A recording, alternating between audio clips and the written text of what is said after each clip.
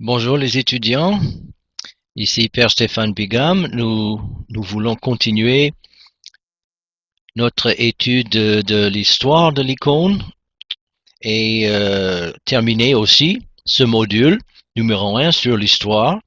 Euh, et ces dernières sessions s'occupera de cette période de Moscou, le 15e siècle, euh, pardon, le 16e siècle, les années 1500. Et aussi dans une autre, la session suivante, la période de la rupture avec la tradition, et la dernière session sera sur le renouveau du 20e, fin 19e, 20e siècle. Alors, nous avons terminé la période post-iconoclaste et euh, classique, disons, avec la chute en 1453. Ça, c'est la date convenable pour clore cette période. C'est un peu arbitraire, mais quand même, nous avons choisi cette date parce que elle est très connue. Et disons le début du XVIe siècle en Russie et aussi dans les pays grecs. C'était le début d'une nouvelle ère. Euh, alors c'est pour ça que nous avons divisé notre période, divisé les périodes historiques pour dire classique et post-iconoclaste et classique. Ça se termine avec, disons, le début du XVIe siècle, les années 1500. C'est aussi une grande période en Occident aussi, dans l'Église occidentale, parce que ça va être le début de la réforme protestante, qui aura aussi qui fera aussi des échos en terre orthodoxe. Mais pour le moment, ça, ce n'est pas l'influence protestante qui nous occupe. Alors, un petit rappel, cette période, surtout en Russie, la période post-iconoclaste et classique, s'est terminée avec les trois grands les maîtres iconographes, euh, Théophane le Grec, Saint-André Rublev et aussi Maître Denis. Et nous allons voir que ces trois-là, surtout le Saint-André l'iconographe, va, va devenir pour cette nouvelle période, euh, 15e siècle de Moscou et encore plus tard, va devenir le modèle d'autres maîtres. On parle des maîtres, mais on ne donne pas leur nom, mais on donne le nom de Saint André l'iconographe que les peintres, les maîtres et les apprentis devraient suivre dans leur peinture. Alors, on peut supposer que quand on désigne des modèles du passé que les peintres, les iconographes devraient suivre, bon, il y a déjà un certain éloignement de cette période classique, et on cherche des modèles pour mettre devant les maîtres et les apprentis iconographes pour qu'ils euh, pour qu'ils imitent pour qu'ils imitent ces grands maîtres. Et ça, c'est ce que nous allons voir dans cette période euh, du 15e, du 16e siècle, les années 1500. Alors, un peu d'histoire, tout simplement, les événements historiques qui sont importants pour cette période de l'histoire russe. Et nous concentrons pour cette période, et aussi euh, pour la plupart, dans les autres sessions, nous concentrons sur l'Église russe et la tradition russe. Ça, c'était pas pour négliger le monde grec et les pays slaves du sud, même le monde orthodoxe arabe, mais certaines choses sont arrivées dans le monde russe qui vont avoir une influence sur le reste de l'orthodoxie. Et il faut dire que avec la chute de Constantinople aux mains des Turcs en 1453, tout le monde orthodoxe passe sauf la Russie, passe sous l'autorité musulmane. Donc il y a la Russie est le seul pays libre, pays orthodoxe libre, et c'est là que va développer certains des grands modèles qui vont aider des manières de peindre qui vont influencer même les pays grecs et arabes et aussi slaves du sud, Serbie, Bulgarie et ailleurs. Et aussi en Roumanie, qui n'est pas slave, mais la Roumanie et les autres vont être influencés par la Russie. Alors, quelque chose de très important pour l'histoire et pour l'iconographie russe, c'était vers 1500 50, 47, 50, il y avait à Moscou un grand incendie, presque toute la ville a brûlé, et bien sûr avec elle les églises et les icônes qui étaient dans ces églises. Alors le tsar, qui à l'époque était Ivan IV ou Ivan le Terrible, il a commandé, il a ordonné aux iconographes du nord de la Russie, surtout de Novgorod, de venir à Moscou pour peindre de nouvelles icônes et aussi d'importer de Novgorod et du nord les icônes qui existaient là-bas. Et ces icônes sont installées à Moscou et sont devenus les modèles pour les peintres. Les nouvelles icônes vont être calquées sur les icônes venues du nord. Alors, qu'est-ce que nous savons de cette période? Les Novgorod et d'autres pays, d'autres villes, grandes villes du nord de la Russie, ils étaient sur le chemin commercial, culturel, par lequel les influences, disons, apportées par les commerçants, des influences culturelles venant de l'Occident.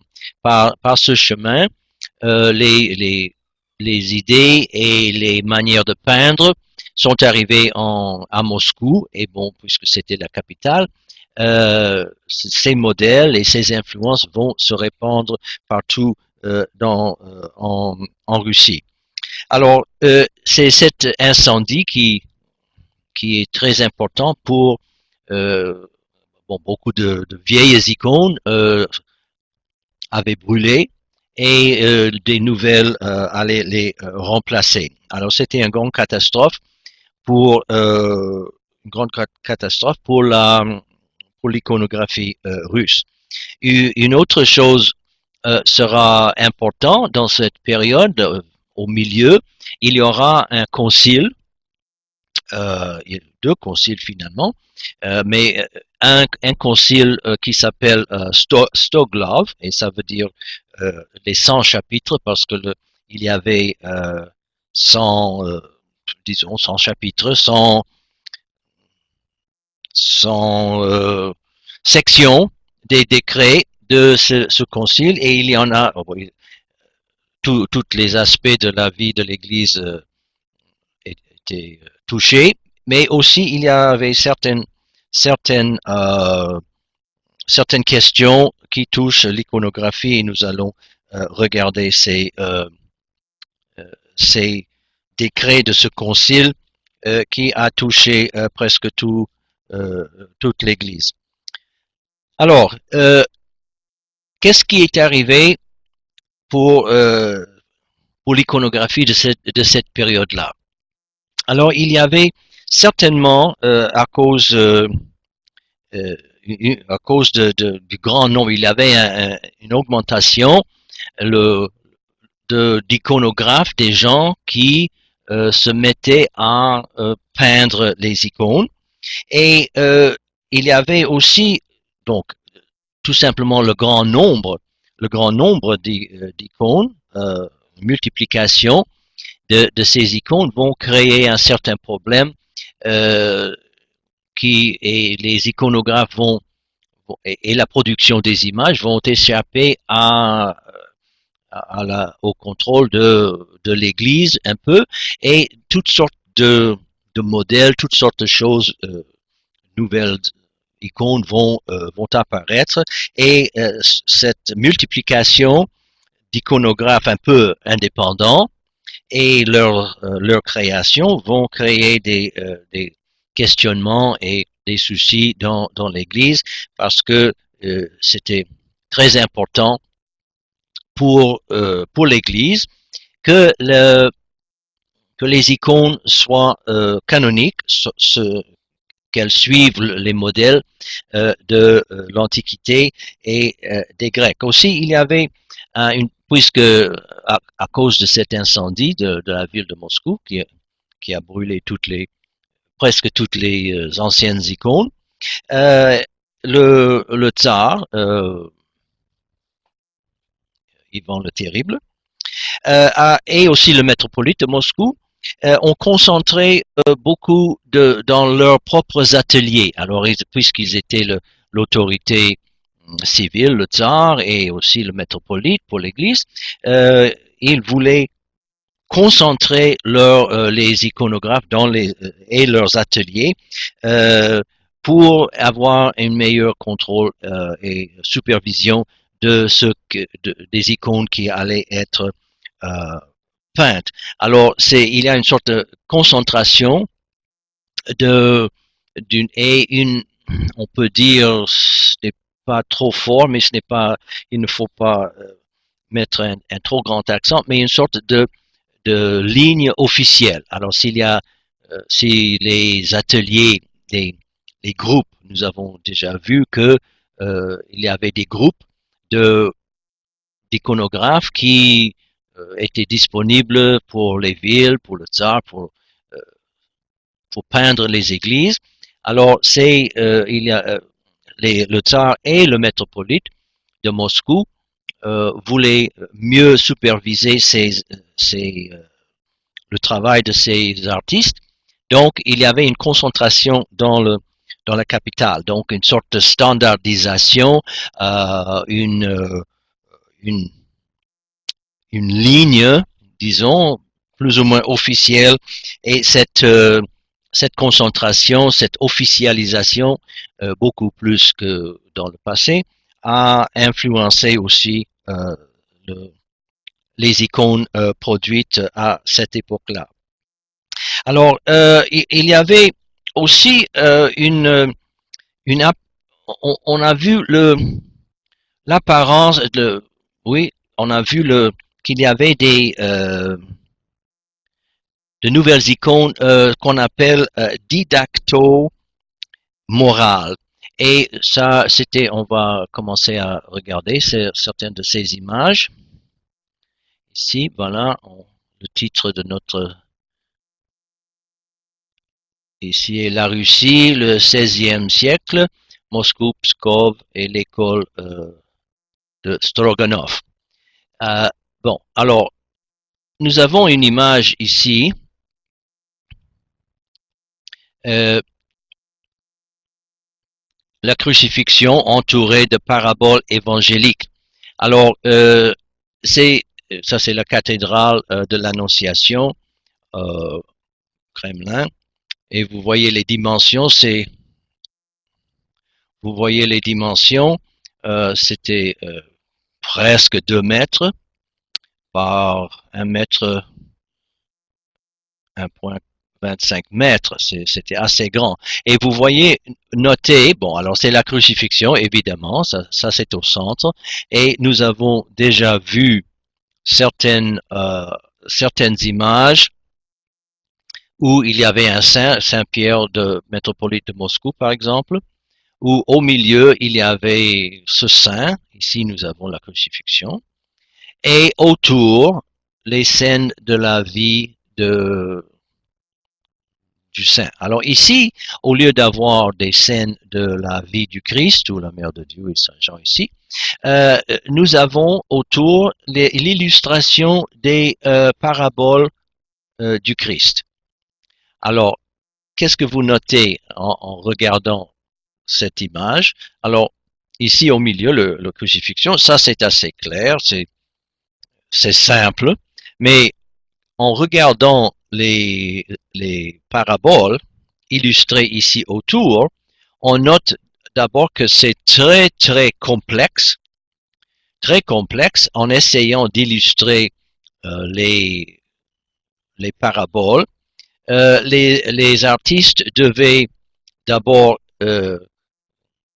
illustrer le sens, non seulement les sens, mais les personnages qui dans les paraboles. Alors ça prend beaucoup d'espace et beaucoup de complexité. Alors pour les fidèles euh, ordinaires, bon, évidemment ils peuvent reconnaître ici la crucifixion, mais c'était assez difficile pour eux, sauf être de très près et même savoir auparavant ce qui est représenté par l'image, il était très difficile pour les fidèles de lire et comprendre chaque petite scène. Alors, nous savons, vous voyez ici, nous avons les noms des iconographes. Alors, ça sera aussi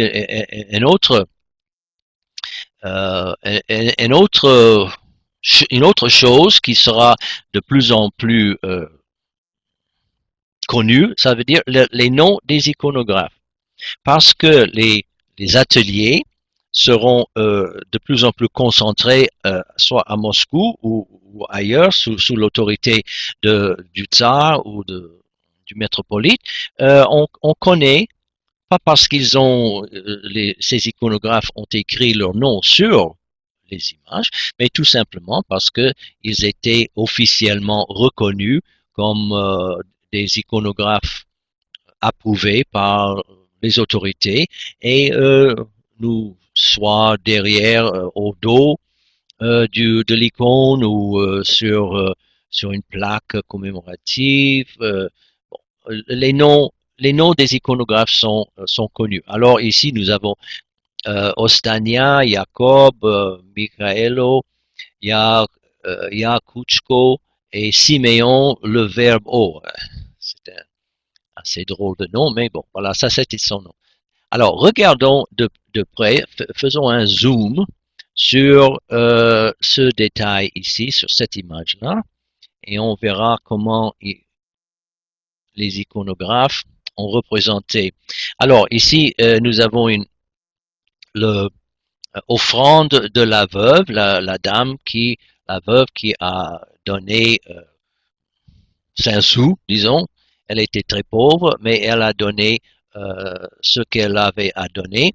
Et le Seigneur a dit que ce qu'elle a donné était beaucoup plus important que les dons des riches parce que elle était vraiment pauvre. La voilà ici.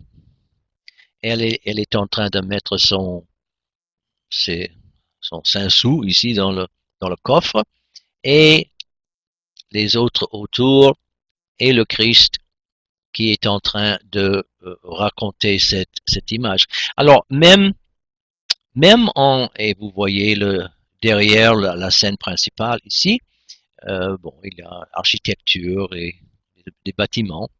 Ce n'est pas, même en regardant de très près, ce n'est pas très facile d'identifier l'histoire ou la parabole. Bon, alors, vous voyez comment s'il y a, en multipliant, pour retourner ici, en multipliant ces images comme ça, c'était presque impossible pour les fidèles d'être instruits par ces icônes. Et on va voir augmenter dans cette période, dans ce 16e siècle, le nombre de ces images qu'on peut dire didacto, ça veut dire on veut enseigner, et moral, parce qu'on a les paraboles souvent enseignent à une certaine manière de vivre chrétienne, des choses à faire, des choses à ne pas faire. Alors, ces images didacto-morales vont augmenter le nombre. Mais le problème, c'est que en, en voulant enseigner la, la conduite, comment est-ce qu'un chrétien devrait vivre, alors on perd beaucoup de clarté en multipliant des scènes de cette manière-là. Alors, on continue. Voilà une autre image de cette même sorte qui se trouve la Mère de Dieu. Bon, évidemment ici la Mère de Dieu. Et cette image se trouve au monastère des îles Solovetsky. Et les scènes autour, ici la Mère de Dieu, avec les moines qui sont à genoux devant la Mère de Dieu en vénération ou en suppliant, en priant. Et les scènes que nous avons autour du centre, et voilà, il y en a ici aussi en bas, nous avons des scènes, des paraboles, des ermites et des moines en monastère.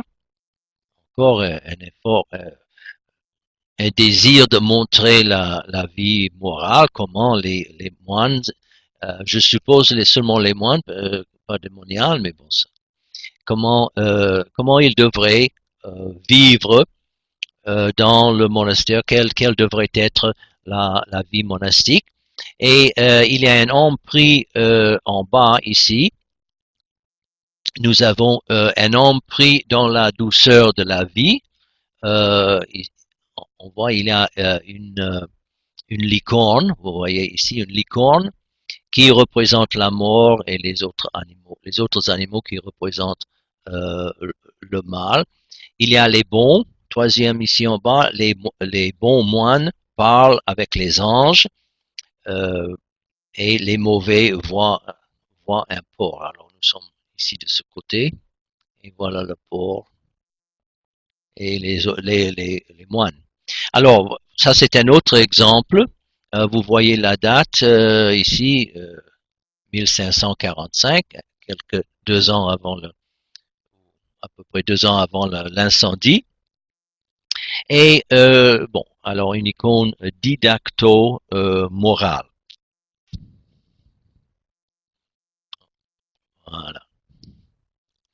Alors il y aura ici une autre tendance que nous voyons, et ça c'est non seulement les deux autres que nous venons de voir, c'était pour enseigner la morale, la manière de vivre, soit pour les fidèles ou pour les moines.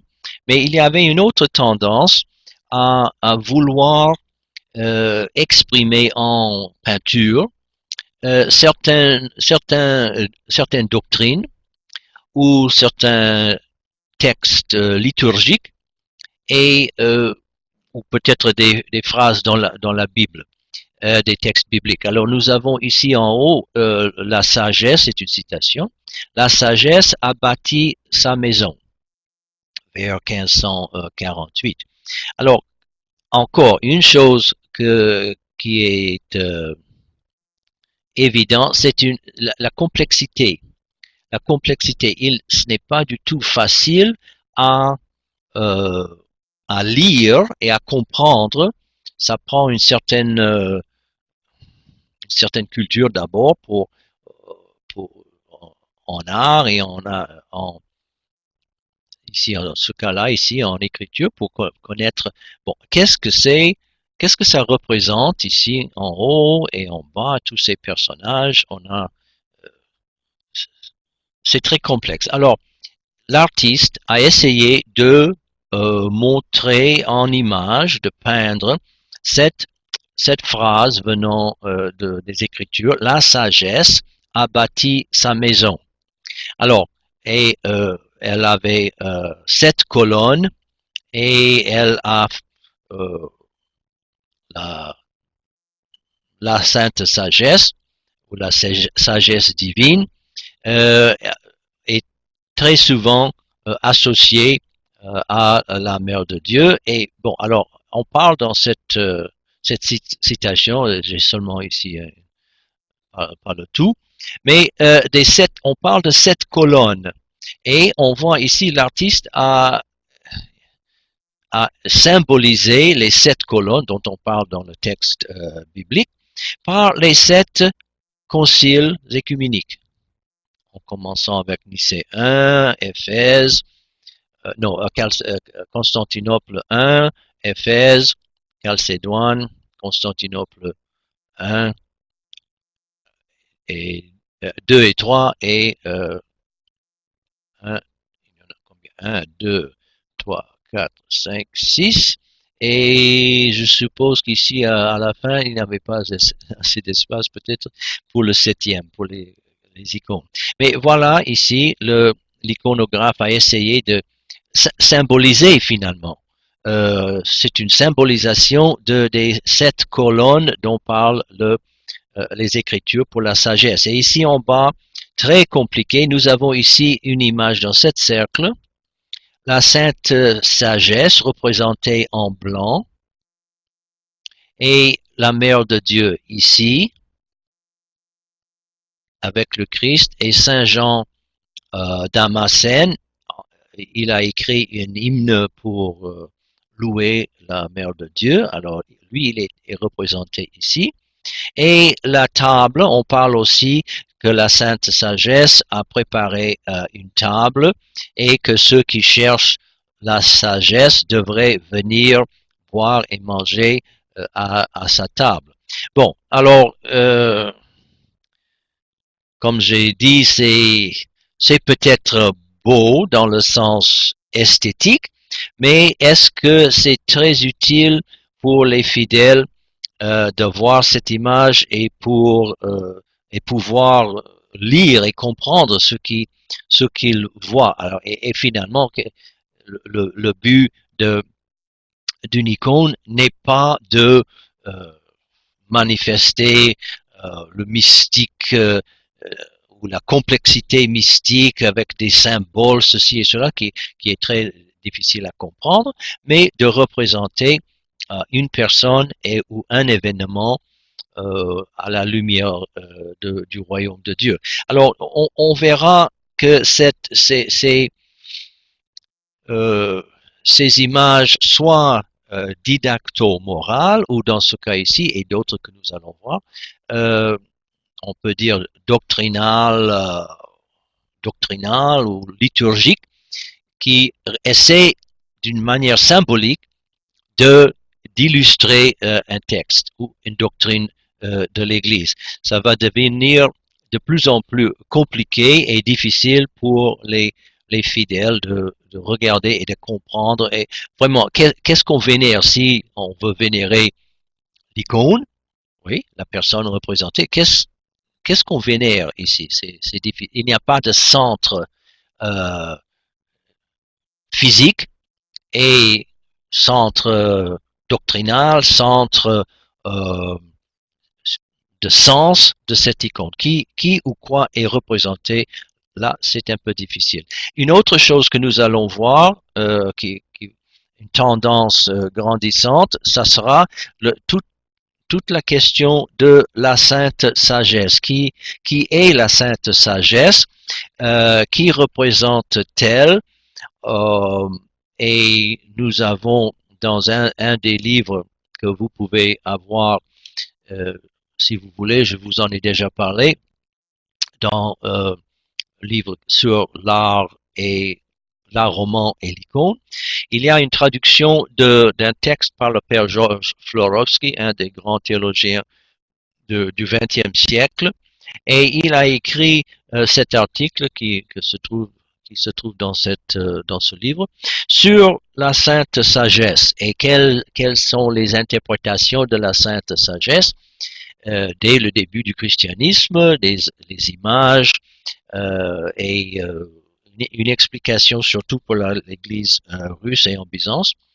Et ça, c'est disponible pour vous si vous voulez la voir. Bon, alors, le controverse sur l'identité de la sainte sagesse, et nous allons voir que non seulement la controverse, mais aussi en image, il y a plusieurs manières de représenter la sainte sagesse, mais la question toujours, qui est ce personnage représenté et appelé par la sainte sagesse? Bon, alors on continue. Voilà un autre exemple. Cette fois, c'est le texte liturgique. En toi se réjouit toute la création. C'est l'hymne à la Vierge de la liturgie de Saint Basile. Et bon, alors ça c'est un peu plus facile à comprendre parce qu'il y a un centre. Il y a un centre même physique, bon, la Mère de Dieu, et le Christ est là, et des gens ici sont en bas, et les anges autour, et tout le monde loue la, la, la Mère de Dieu. Alors, et on a toute la création, bon, vous voyez ici, et les villes. Alors ça c'est un peu plus facile, mais aussi c'est un effort de représenter en image un texte liturgique. Continuons. Voilà vraiment un autre exemple de cette tendance à représenter les textes liturgiques. Et c'est une image en quatre parties, quatre parties là, ici, où il y a quatre sections. Et si les fidèles voulaient vénérer cette image, qu'est-ce qu'ils vénéreraient? Et comment comprendre les quatre sections? Alors nous avons ici dans la première section, ici en haut, nous avons numéro 1. Ça c'est il est digne en vérité de te célébrer ô Mère de Dieu. Aussi ça c'est l'hymne à la Vierge de la liturgie de Saint Jean Chrysostome. Et encore c'est un peu plus facile à comprendre parce que voilà au moins il y a un centre. Bienheureuse et très pure et mère de notre Dieu, cette même hymne continue, numéro 2, ici. Alors, est-ce qu'il n'y a pas la forme, vous voyez la forme, il y a au centre la mère de Dieu, elle est assise ici sur un trône, mais quand même, il n'y a pas une grande différence en forme entre ces deux images. Le troisième et quatrième section, ici en bas, numéro 3, ici. Toi plus vénérable que les chérubins et incomparablement plus glorieuse que les séraphins, cet hymne à la Vierge continue. Et voilà ce que l'artiste a peint pour représenter ça. Alors, encore, comment est-ce qu'on peut représenter en image ce texte liturgique? Il n'y a pas de manière évidente et bon, l'artiste a choisi de le faire comme ça avec des carreaux ici et la Mère de Dieu encore et les gens ici en bas. On dit toi plus vénérable que les chérubins.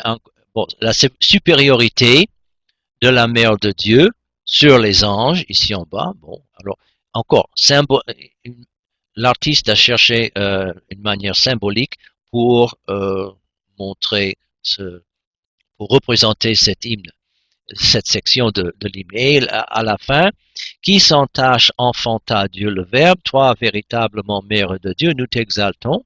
Nous avons la quatrième section ici. Et encore,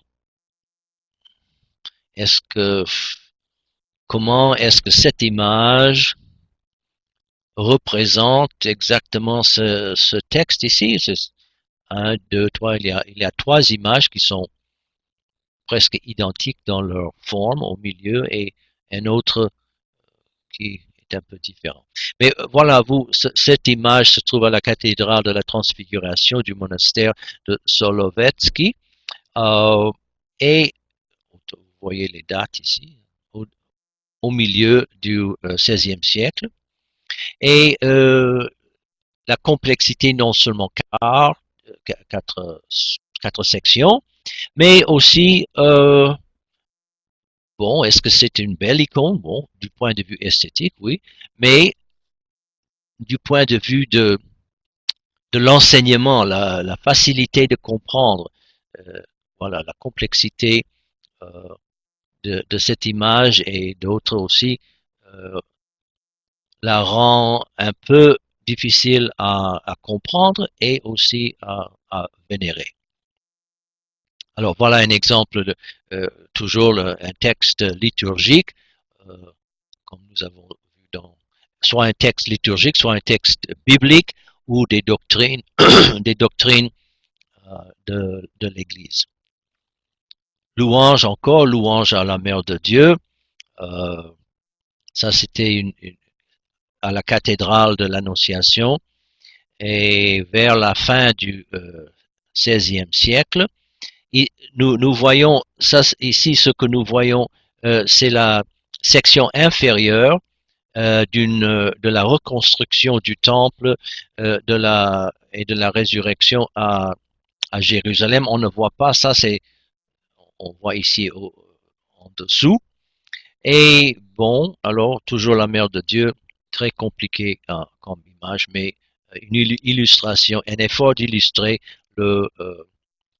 un texte liturgique. Et voilà, nous voyons l'image précédente était la section inférieure. Ici, nous avons la section supérieure de cette même icône euh, et encore plus compliqué que même que l'autre. Et vous voyez que c'est diffus, le centre. Il y a ce centre, disons, physique de l'icône. Ici, on fait la croix ici. Bon, évidemment, ça c'est le centre, mais avec plusieurs scènes. Voilà, Adam et Ève. Nous avons ça ici, l'image de Pâques, le Christ descend en enfer. Ici, Saint Thomas touche le côté du Christ. Saint Paul ici perd sa tête. Il est exécuté. Et de l'autre côté, nous avons Saint Pierre qui a été crucifié à l'envers. Et d'autres scènes aussi. Alors, qu'est-ce qu'on essaie de montrer finalement? Bon, quand une image devient trop compliquée, trop complexe, elle perd son efficacité et sa capacité d'enseigner et aussi de susciter la piété parmi les chrétiens. Alors, voici, nous avons, euh, on va on peut parler maintenant, oui, à la fin de cette période, nous voyons une tendance, une école même, on peut parler de l'école de Stroganov. Et c'était une manière de peindre une autre tendance que nous voyons dans cette période, le XVIe siècle. Est-ce qu'on, je dis une tendance,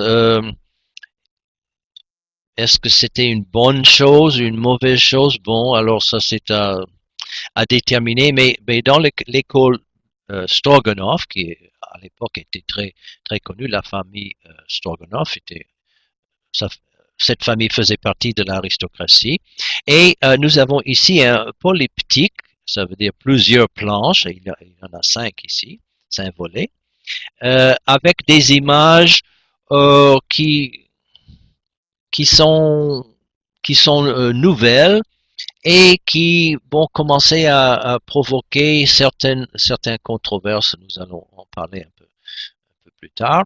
Mais regardons de près quelle était une des caractéristiques de cette école de Stroganov, c'était que des images étaient très petites, presque des miniatures. Alors regardez, chacune de ces images, 13 à 11,5 centimètres. Alors ça, c'est très petit et très la peinture d'une grande finesse, mais de très petit et presque c'était un exercice pour l'iconographe de produire une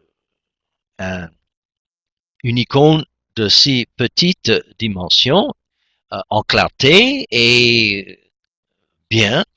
C'était vraiment un travail extraordinaire pour l'artiste de produire une image comme ça.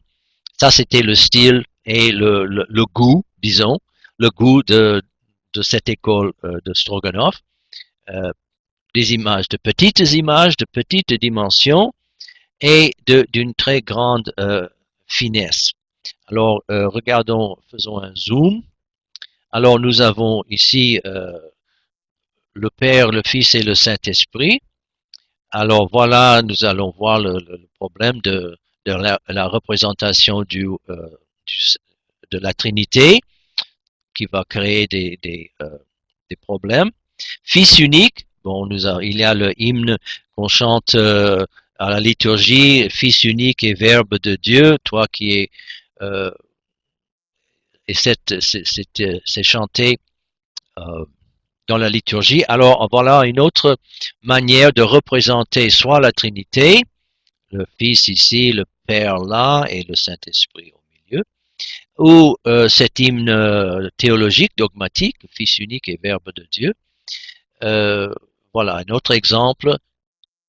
Au moins les autres exemples que nous avons vus étaient de grande taille. Ici, pour l'école de Stroganov, alors représenter tout ça sur une très petite planche était presque un exploit et ça devient voilà un exploit artistique pour montrer le talent disons de l'artiste. D'autres le concile de la Vierge ici. Et de l'autre côté, nous voyons encore ce thème, la Sainte Sophie, la sagesse, et voilà la Sainte Sagesse sur un trône, Déicis, vous voyez, là, voilà la Mère de Dieu, et Jean-Baptiste, et normalement, ça devrait être le Christ, mais maintenant, le Christ a été remplacé par la Sainte Sagesse, et il a sa place maintenant ici au-dessus de la Sainte Sagesse, et ici nous avons un étimasie, ça veut dire une table ou trône avec un livre et le Saint-Esprit en colombe avec les anges. Alors, cette image sera la source de certaines controverses aussi à cette époque. Comme l'article du père Georges Florovsky va noter. Un questionnement sur l'identité de la Sainte Sagesse. Mais un exemple, l'autre, la cinquième de l'école de Stroganov. Alors vous voyez ici la Mère de Dieu, c'est presque la forme de Déicis, mais le Christ comme enfant, euh, il est couché ici, et ça, avec un ange qui, qui lui apporte une croix avec pour montrer le destin de cet enfant ici. Alors, c'est une nouvelle forme, une nouvelle image, et jusqu'à quel point est-ce que cette image et les autres peuvent être intégrées dans la tradition? Ce sont des questions posées par plusieurs à l'époque. Encore une dernière icône ici de ce modèle euh, dogmatique, disons, ou quatre sections. Ici, Dieu se repose le septième jour après la création. Et nous avons quelque chose ici, regardez dans le coin, et aussi de ce coin ici. Nous avons le Christ crucifié en ange. Il est représenté comme un chérubin crucifié, et le Père est ici en haut. Alors ça, c'est tout à fait une nouvelle image qui sera contestée par plusieurs. Numéro 2 ici, fils unique, encore un autre effort de représenter cet hymne à la liturgie. Et 4 et 5, venez tous les peuples, et dans le tombeau corporellement, c'est un hymne récité juste avant la grande entrée de la liturgie, dans le tombeau corporellement, dans les enfers en âme comme Dieu, au paradis avec le larron, tu étais sur le trône avec le Père et le Saint-Esprit, qu'aucun lieu ne peut contenir. Alors, nous avons plusieurs exemples maintenant de cette tendance à cette époque de vouloir montrer, représenter en image des doctrines, des hymnes, des textes liturgiques. Voilà, ici, c'est un zoom sur, et vous voyez le Christ en crucifié en chérubin. C'est la même chose ici de ce côté, je pense. Oui, voilà. Euh, et qu'est-ce que finalement est représenté ici? C'est très difficile de voir et de l'identifier sans avoir déjà une culture assez poussée de l'art. Ici, voilà, nous avons les mêmes artistes qui ont peint, nous avons vu leur nom dans une image précédente.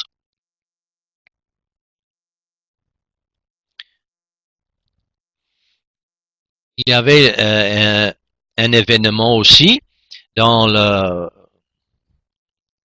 dans la Russie quand le tsar Ivan le Terrible a attaqué la ville de Kazan, qui était une ville musulmane à l'époque, et l'a conquise. Et il a décidé, il a commandé une icône, et voilà une icône à deux niveaux de compréhension. Alors, le texte, béni soit l'armée du roi des cieux. Alors, évidemment, ça c'est le Christ. Et nous voyons ici euh, l'ange qui guide probablement une image non seulement du général, disons, ou le roi des cieux, le Christ, mais aussi qui représente Ivan le Terrible, qui vient de conquérir et brûler, vous voyez la ville de Kazan ici en feu, et l'archange, mène l'armée du roi céleste vers le paradis. Alors, on peut dire que c'est, oui, tout à fait, voilà, c'est très bien représenté, mais puisque c'est le tsar qui l'a commandé, et il voulait, d'une manière un peu déguisée, mais pas mal évident pour ceux qui savent lire, c'est une image à deux niveaux, une sorte d'allégorie en image où le, la ville, la ville comme Sodome ou Gomorrhe, mais c'est vraiment Kazan, et le tsar ici et l'armée qui rentre à Moscou pour célébrer à la victoire. Et on peut même poser la question, est-ce que c'est une icône ou est-ce que c'est seulement une illustration d'une bataille?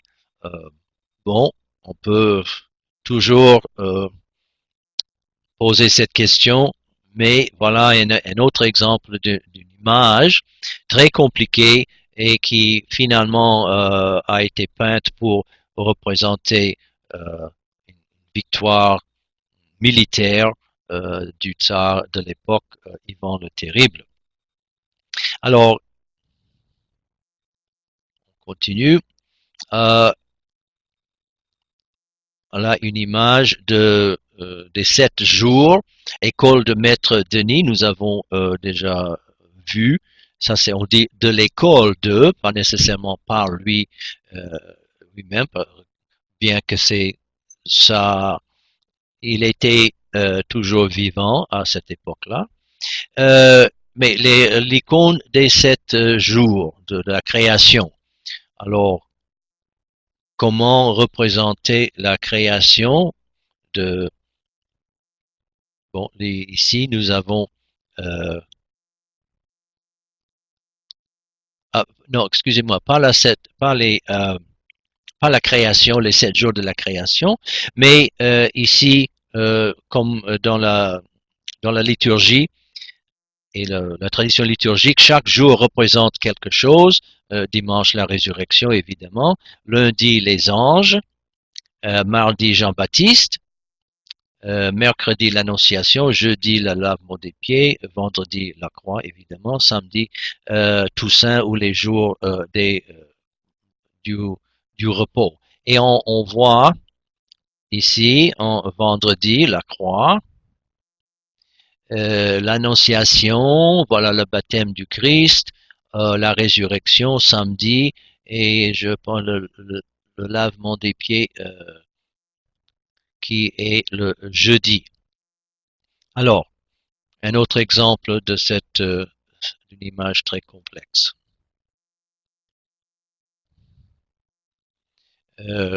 Une pierre se détacha de la montagne sans que la main l'eût touchée. Voilà, de Daniel, un passage de Daniel, et un effort, une icône, bon, puisque c'est la mère de Dieu et le Christ au milieu, avec des gens qui vénèrent ici en bas. Bon, on peut reconnaître les personnages et vénérer convenablement, mais l'artiste voulait représenter cette ce passage de Daniel, le prophète, où la pierre qui se détache de la montagne, que aucun main n'eût touché. Alors ça, c'est, on voit la Vierge qui est la montagne, et la pierre qui s'est détachée, ça représente typologiquement le Christ, et cette pierre est allée détruire la statue de Nabucodonosor. Et voilà un autre exemple de l'école l'école Stroganov. On voit ici Prokhor Tchirine. Et regardez les dimensions. 29 par 22 cm. Une image très petite mais d'une très finement exécutée. Alors, nous voyons cette image dans l'école de Stroganov vers la fin qui exprimait le goût de cette famille et de l'école Stroganov. Une autre ici, la présentation de la mère de Dieu au temple. Mais alors finalement une image très complexe, mais regardez les dimensions, 31 cm par 27 cm. Alors normalement une image comme ça serait d'une grande dimension, mais ici très petit. Alors je voudrais parler un peu avant de terminer de ce concile de Stoglav, les 100 chapitres en 1551, et parce qu'il y a plusieurs choses, on note qu'il y avait des canons ou des règles émises par ce concile concernant les iconographes et comment ils devraient peindre les icônes. Et il avait la question, parmi d'autres questions, quels devraient être les modèles que les iconographes devraient suivre. Et le concile a dit très clairement que c'était le modèle d'André Rublev, son nom est très clairement écrit, et les autres maîtres grecs qui devraient être le standard selon lesquels les nouveaux iconographes devraient, ou tous les iconographes devraient suivre ces modèles. Il y avait déjà un sens, comme j'ai dit au début, quand on désigne des modèles à suivre, ça signifie déjà qu'il y a un certain oubli des standards et des modèles. Mais alors, le concile de Stoglav a établi que ça serait André Rublev et les maîtres grecs que les iconographes devraient suivre. Une autre chose très intéressante, les pères de ce concile ont dit que tous les iconographes devraient avoir une vie chrétienne, une vie pieuse. Ils ne devraient pas être des voleurs, des ivrognes, ils ont nommé toutes les vices que les iconographes à l'époque ne devraient pas avoir. Et bon, ça semble aller sans dire, mais le fait d'avoir dit de prohiber les iconographes qui ne vivaient pas la vie chrétienne montre que, mais à l'époque, il y avait certainement des iconographes qui peignaient tout simplement pour gagner leur vie, même s'ils n'avaient pas de talent ou ils avaient un talent médiocre ou qui ne vivaient pas à la hauteur de la vocation chrétienne.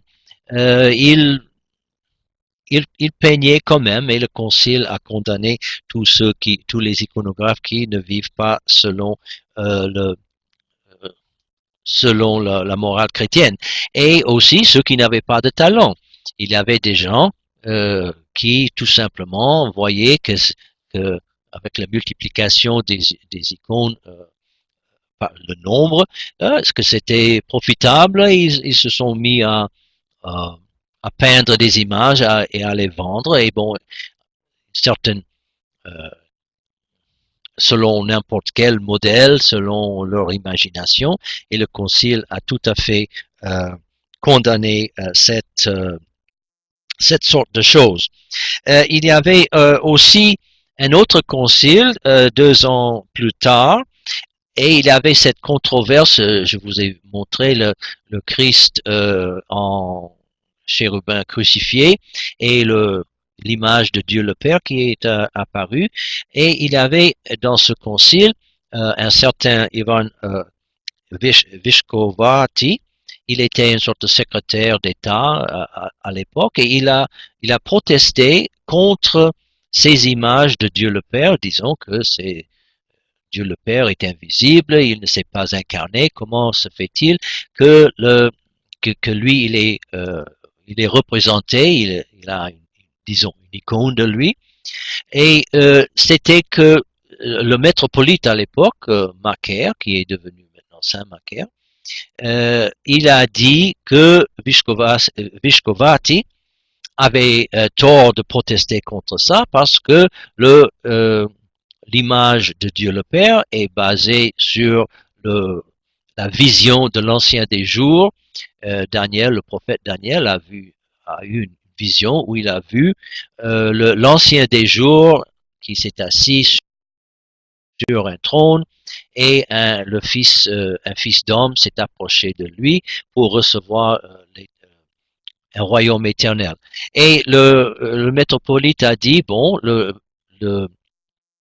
l'ancien des jours, dans la vision de Daniel, était le Père et que le Fils de l'homme était le Christ. Donc, puisque le Père s'est manifesté visiblement à Daniel, nous pouvons peindre l'image du Père. Alors, cette notion va être débattue dans d'autres conciles, nous allons étudier ça plus tard, mais nous voyons la première fois dans un contexte orthodoxe que cet argument a été évoqué pour justifier l'image de Dieu le Père. Alors cette période, le XVIe siècle, à Moscou et en Russie, va une période de transition vers en commençant de la période classique, des grands maîtres qui suivaient la tradition ancienne, André Rublev, Théophane le Grec et Maître Denis. On passe à travers cette période de transition, le XVIe siècle, et on va maintenant passer tout à fait dans la période de décadence, la période de la rupture, où les tendances que nous avons vues ici dans cette période, le début de ces tendances, vont aller en augmentant et vont créer une imagerie qui sera tout à fait en rupture avec la tradition canonique de l'Église et à vrai dire, cette tradition sera presque perdue, non seulement en Russie, mais aussi dans parmi tous les orthodoxes, grecs, russes, slaves, arabes, et qui va nécessiter un renouveau qui commencera au 20e, fin 19e, début et 20e siècle. Alors, à la prochaine et au revoir.